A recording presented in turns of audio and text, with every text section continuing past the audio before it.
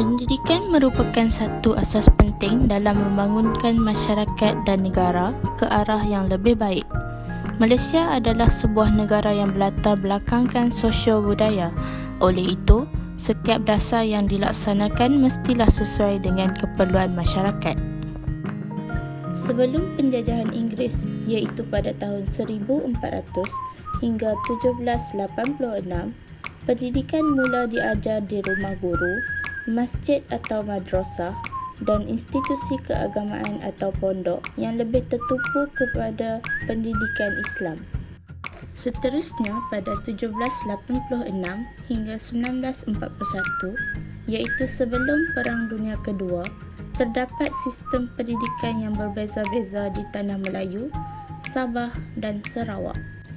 Di Tanah Melayu, terdapat pendidikan di sekolah rendah dan sekolah menengah di mana orang Melayu, Cina dan India dipisahkan mengikut sekolah dan British melaksanakan sistem divide and rule bagi mewujudkan perpecahan antara rakyat. Di Tanah Melayu juga terdapat latihan guru dengan menubuhkan banyak kolej pendidikan guru. Seterusnya, sekolah vokasional dan teknik serta pengajian tinggi. Melalui sistem pendidikan di Sabah, orang Melayu diberi pendidikan agama dan bahasa Inggeris adalah bahasa pengantar utama. Manakala di Sarawak pula, mereka diperintah oleh Mubalik Kristian, kerajaan Brooke dan komuniti Cina serta mengamalkan pendidikan dalam bahasa Inggeris.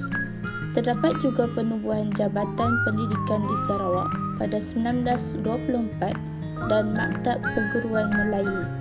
Selepas Perang Dunia Kedua, wujudnya dasar pendidikan kebangsaan berdasarkan laporan Cheesman, laporan Barnes, laporan Fenwu, ordinan pelajaran dan laporan Razak yang dilaksanakan bukan hanya bertujuan untuk memberi pendidikan tetapi juga sebagai alat untuk mewujudkan perpaduan dan memupuk integrasi antara kaum.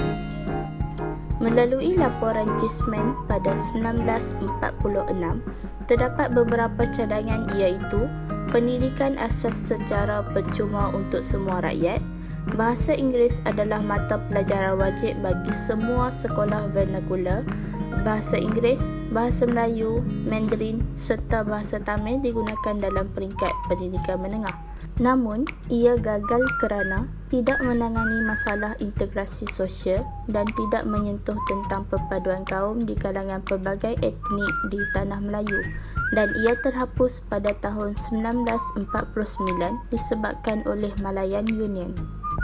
Seterusnya, pada 1951, iaitu laporan Barnes, cadangan yang terkandung dalam laporan tersebut ialah bahasa Melayu dan bahasa Inggeris menjadi bahasa pengantar, penukaran sekolah Melayu, Cina dan Tamil ke sekolah jenis kebangsaan dan menyediakan pengajian agama Islam di sekolah.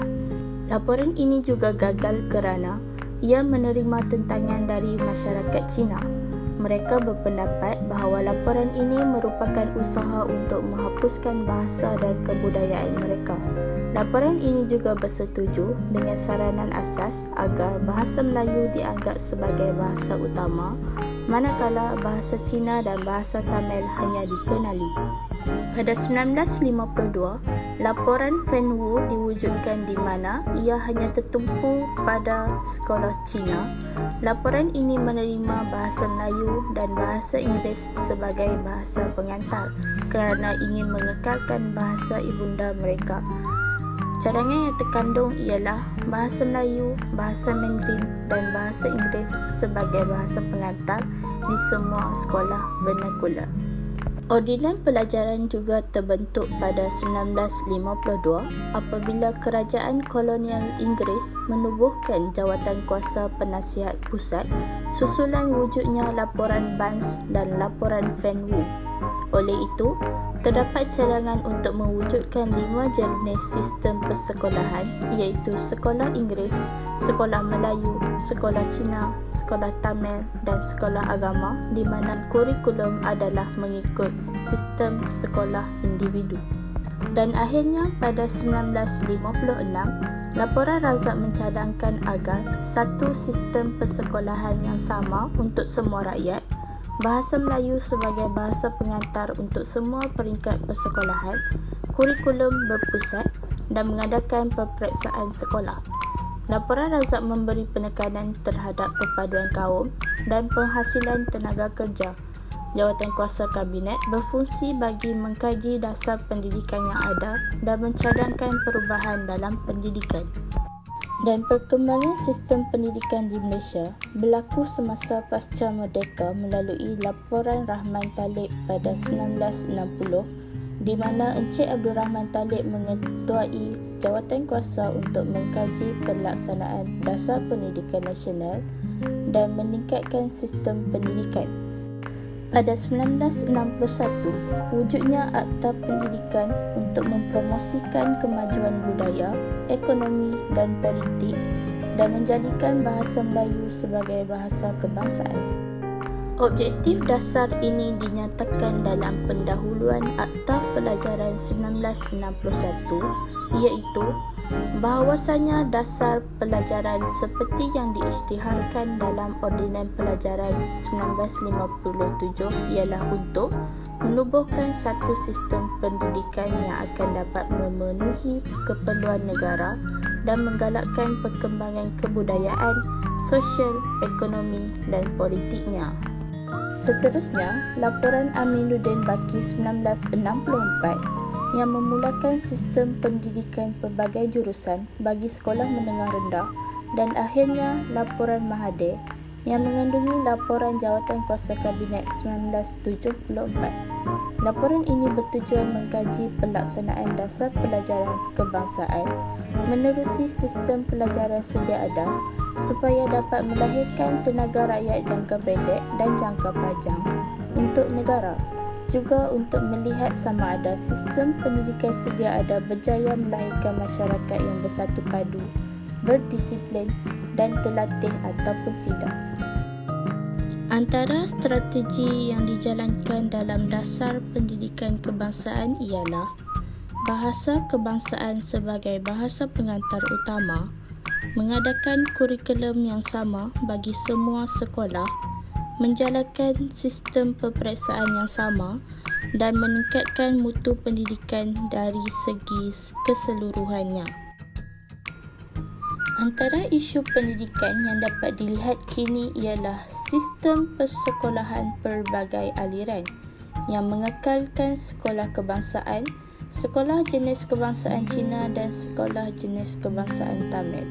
Isu ini kurang mendapat kerjasama daripada masyarakat Malaysia yang mempunyai pelbagai kepentingan serta pandangan yang berbeza-beza. Namun, kita semua sedia maklum bahawa pelbagai usaha telah dilaksanakan oleh pihak kerajaan bagi menaikkan mutu pendidikan kebangsaan. Rakyat Malaysia juga seharusnya sedar akan kepentingan sekolah sebagai tempat untuk membina asas hubungan yang baik, beramah mesra serta bergaul dengan rakan-rakan daripada pelbagai latar belakang bangsa dan agama. Seterusnya ialah isu pengisian kurikulum dan ko-kurikulum yang turut menjadi masalah dalam memupuk perpaduan dan integrasi kaum di negara kita. Seperti yang kita sedia maklum, kurikulum bertindak sebagai hala penentu kepada perkembangan para pelajar. Hal ini penting kerana ia memberi kesan yang positif atau negatif kepada masyarakat dalam membentuk jati diri dan disiplin. Terdapat juga cadangan dan pandangan agar diwujudkan satu sistem persekolahan yang menerapkan bahasa Mandarin dan Tamil sebagai subjek yang wajib diambil oleh murid-murid Cina dan India. Manakala murid-murid Melayu boleh mengambil subjek ini sebagai subjek pilihan. Hal ini secara tidak langsung dapat merapatkan jurang perbezaan bahasa, seterusnya dapat meningkatkan lagi perpaduan kaum dalam kalangan rakyat. Sekian itu sahaja daripada saya. Semoga video ini dapat memberikan manfaat dan sedikit info mengenai dasar pendidikan kebangsaan di Malaysia.